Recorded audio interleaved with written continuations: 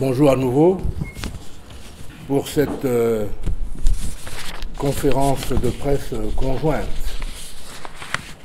entre la MINUSCA et le porte-parole du gouvernement que je suis. Nous allons donc sans plus tarder commencer cet exercice en vous disant que pour moi, c'est un exercice qui a son intérêt et son importance. C'est pour cela que j'ai donné mon accord pour que nous le relancions. Puisque, comme vous le savez, cet exercice se pratiquait il y a quelque temps, puis il est tombé en quelque sorte en désuétude. Il a son intérêt pourquoi? Il a son intérêt parce que, d'abord, il affirme cet exercice, la coopération entre le gouvernement et la MINUSCA. Il permet, selon moi, de vous donner des informations ensemble et de donner nos points de vue sur ces informations ou ces éléments de communication. Cela donc vous donne l'opportunité, en direct et avec nous ainsi, de pouvoir nous questionner et vous informer plus encore sur les réalités du moment et sur la réalité de la coopération que nous voulons intense, réelle, agissante entre la MINUSCA et le gouvernement à travers les porte-paroles que nous sommes ici. Avant de laisser la parole au porte-parole, M. Montero, je voudrais vous rappeler que j'ai lancé la conférence hebdomadaire du porte-parole du gouvernement, tous les vendredis à 11h. Je voudrais vous dire aussi que dès lors que nous démarrons la conférence de presse conjointe, tous les 2 mois, je crois que c'est le rythme sur lequel nous nous sommes accordés, tel que maintenant aujourd'hui, eh bien, ma conférence de presse de vendredi ne se fera pas. Parce que je ne voudrais pas vous imposer, n'est-ce pas, un exercice trop rapproché à ces moments-là. Cela veut dire que la conférence de presse du porte-parole du gouvernement aura lieu le vendredi de la semaine prochaine. Voilà un peu en introduction liminaire ce que je voulais dire à nos amis de la presse et à vous tous. Pour ce qui concerne le gouvernement, en quelques mots, vous le savez, nous avons observé un certain nombre d'événements. Je vais aller très vite, je vais juste les évoquer. Vous le savez, le projet de loi de finances 2018 a été voté avec un certain succès. Il a été pour une fois présenté dans le timing, dans les délais requis. Et vous savez que bien souvent les députés se plaignent de ce que les projets de loi, de finances particulièrement, n'arrivent pas dans les délais et leur rendent leur travail difficile. Pour une fois, cela a été fait. Vous aurez peut-être quelques commentaires là-dessus. Nous pourrions en parler. Nous avons passé la célébration du 59e anniversaire de la République centrafricaine. Je crois constater avec vous, certainement, sauf si je l'ai vu par un autre prisme, que cela s'est bien passé avec un certain engouement, une certaine participation des populations centrafricaines. On ne peut que s'en réjouir, car toute action, toute activité qui rassemble, qui réunit, qui unit, est de bon augure dans la marche que nous menons vers un retour à la cohésion sociale, vers un retour à la paix. Vous le savez, il y a eu aussi un certain nombre d'événements économiques qui, eux, sont aussi positifs. Vous savez qu'on a maintenant un building administratif rénové, on est allé l'inaugurer. un bâtiment qui permettra de loger 4 ministères, qui sont ceux de l'administration du territoire, du commerce, des PME et de l'éducation, nous donnant ainsi l'opportunité de mettre en meilleures conditions de travail des ministères et des centrafricains, des fonctionnaires qui travaillent dans des conditions assez difficiles. Vous savez aussi, parmi les nouvelles, les bonnes nouvelles, que il y a eu l'octroi d'une subvention importante du gouvernement chinois au niveau de 13 milliards pour la réhabilitation de l'hôpital de l'Amitié et du complexe 20 000 places. Ce sont des bonnes nouvelles, ce sont des institutions dont on a besoin dans notre pays.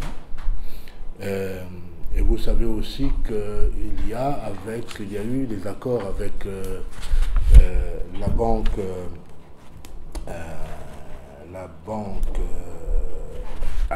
Afreximbank, je crois que c'est bien ça, comme ça qu'on l'appelle, pour un certain nombre de financements aussi de plusieurs entités et institutions, pour une université catholique, la réhabilitation de l'hôtel du centre, des lodges de résidence touristique,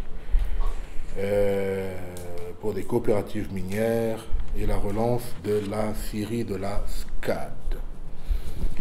Il y a eu aussi, je le déplore, des événements moins heureux, on en a parlé déjà, qui sont les événements des 3e et 5e arrondissements, avec ce dont vous en savez, des tentatives de représailles des jeunes dans des quartiers combattants, suite à la mort d'un taxi-moto sur le site de l'aéroport de Bangui. Je sais que mon ami va en parler tout à l'heure. Je ne vous retire pas cela de la bouche, mais simplement je l'évoque là. Et bien entendu, vous le savez, c'est encore là chaud, les différentes, ce que j'ai appelé les altercations entre les groupes, des groupes rivaux que j'ai, moi, et je le répète encore, appelés des bandits de grand chemin, dans les localités, dans la localité d'Ipi. Et vous savez qu'il y a eu ces malheureux incidents à Bria, où nous déplorons, et j'ai déjà eu à le dire, non seulement à le déplorer, mais à transmettre les condoléances du gouvernement pour les soldats, le soldat qui a été tué, ceux qui ont été blessés, mais aussi pour les populations centrafricaines, une fois encore meurtries et amenées à se réfugier ici et là. Voilà pour ce que je veux mettre sur la table pour ce qui me concerne et qui sera peut-être la base des entretiens et des questions que vous pourrez me poser. Cher ami, je vous rends la parole. Merci beaucoup, monsieur le ministre de la Communication et des Médias, porte-parole du gouvernement. Bonjour, mesdames, messieurs les journalistes. Nous saluons également ceux qui nous suivent sur Guira FM, sur Radio Maria, mais aussi Radio Centrafrique. La reprise de cette conférence de presse que la MINUSCA salue a lieu dans ses installations, les installations de Radio Centrafrique qui s'apprête à célébrer son 59e anniversaire. C'est l'occasion de rendre hommage à ces travailleurs, à ces hommes de communication pour tout ce qu'ils font dans des conditions extrêmes. Comme vous le savez, la MINUSCA et le gouvernement centrafricain, à différents niveaux, se réunissent régulièrement pour discuter, pour échanger, pour coordonner leurs actions. Et cette conférence de presse conjointe est l'exemple pour montrer que nous sommes des partenaires. Et c'est également l'occasion pour parler de ce partenariat, de ce que nous faisons ensemble. Ce deuxième semestre a été marqué, évidemment, par la visite du secrétaire général, visite qui a permis de réaffirmer l'engagement de l'organisation et surtout de son secrétaire général envers la Centrafrique, envers son peuple. Quelques semaines après, il y a eu ce vote au Conseil de sécurité avec la nouvelle résolution, la 2387, qui établit les tâches que la MINUSCA aura à exécuter au cours des 12 prochains mois. Il n'y a pas de changement par rapport à l'objectif stratégique, à savoir que la MINUSCA est là pour aider à créer des conditions qui permettent de réduire durablement la présence des groupes armés ainsi que leurs menaces, en adoptant une approche globale et une position proactive et robuste, mais sans préjudice des principes fondamentaux du maintien de la paix. Fin de citation. Cela veut dire que la protection des civils reste au centre des actions des casques bleus. C'est ce qu'ils font déjà tous les jours à Bokaranga, à Bambari, à Bouar, parfois au péril de leur vie. Le ministre et porte-parole a rappelé cette 14e perte, un policier mauritanien, au moment où nous sommes ici alliés au quartier général de la MINUSCA, une cérémonie en mémoire du 13e casque bleu, le soldat égyptien qui avait été tué dans le sud-est du pays. Mais malgré toutes ces difficultés, c'est l'abnégation, c'est l'engagement de ces casques bleus. Le Conseil de sécurité, comme vous le savez, c'est indiqué dans cette résolution, a décidé de renforcer l'effectif de la MINUSCA pour consolider le travail en cours et ainsi accroître la flexibilité et la mobilité de la MINUSCA et lui permettre d'agir efficacement et mettre en œuvre son mandat. La résolution donne un chiffre, le nombre de casques bleus. Il n'y a pas de nouvelles informations par rapport à ça, à part ce qui est retenu dans ce document. Mais nous rappelons également que cette arrivée de renfort ne signifie pas pour autant que la MINUSCA choisit l'option militaire pour résoudre la crise actuelle en Centrafrique. Nous indiquons toujours que l'usage de la force est possible, l'usage de la force se fait et se fera, surtout si elle doit permettre de poursuivre le dialogue, mais comme l'a souligné le Conseil de sécurité, le dialogue est extrêmement important et le Conseil a tenu à rendre hommage au chef de l'État, au président de la République, M. Faustin Archange Touadéra, ainsi qu'à son gouvernement pour ce dialogue avec les groupes armés, mais aussi pour étendre l'autorité de l'État, n'est-ce pas?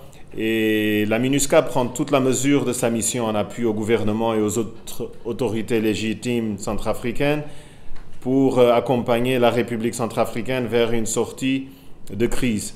La résolution établit les tâches de la MINUSCA, mais rappelle également les responsabilités de toutes les autres parties, les autorités, mais également les groupes armés qui sont appelés à mettre fin aux violences et activités déstabilisatrices et à participer dans un esprit constructif et de bonne foi à un processus de paix.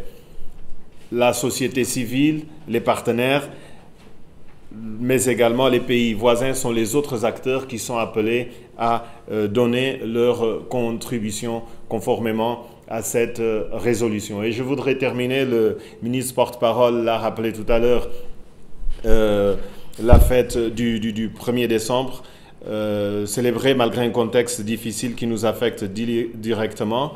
Et donc la MINUSCA choisit cette opportunité pour féliciter le gouvernement et le peuple centrafricain pour l'excellente manière avec laquelle ils ont commémoré le 1er décembre, la fête de l'indépendance dans la paix et la convivialité.